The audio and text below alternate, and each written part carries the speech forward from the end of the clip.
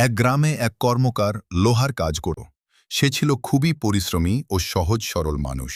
সারাদিন আগুনের পাশে বসে হাতুড়ি পিটিয়ে মানুষের জন্য দা, ছুরি, কোদাল বানাত। কিন্তু তার স্ত্রী ছিল অত্যন্ত ছলনাময়ী ও ধূর্ত। কর্মকার ভোরে কাজে বের হতো আর গভীর রাতে ঘরে ফিরত। এই সুযোগে তার স্ত্রী পরপুরুষের সাথে মেলামেশা করত।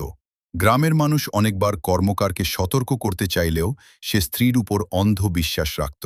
সে বলতো, আমার স্ত্রী খুব ভালো, তোমরা মিথ্যা অপবাদ দিচ্ছ।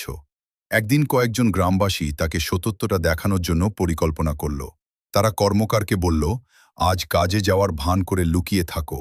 কর্মকার তাই করল। কিছুক্ষণ পরই সে দেখল তার স্ত্রী ঘরে এক অপরিচিত লোককে ডেকে এনেছে। তখন তার বুক ভেঙে গেল।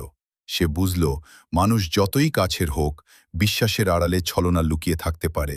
কর্মকার কাঁদতে কাঁদতে বলল, লোহা আগুনে পুড়ে শক্ত হয়, কিন্তু মানুষের হৃদয় বিশ্বাসঘাতকতায় ভেঙে যায়।